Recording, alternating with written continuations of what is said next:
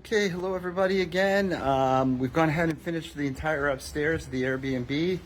So now this is our last room to service today. Beautiful.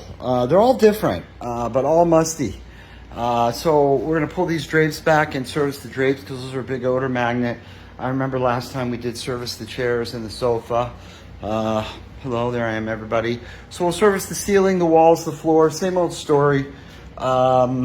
Try to give them ideas on how to reduce the musty odors in here.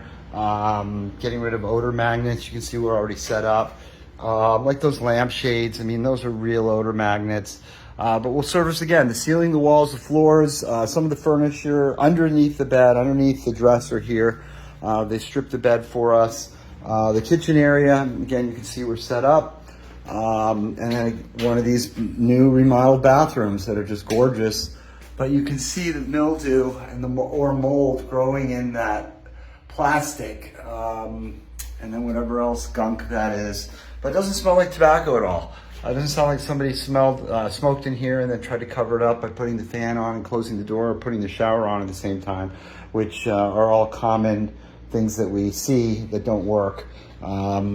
Anyway, so that's really basically it. Another beautiful little Airbnb unit.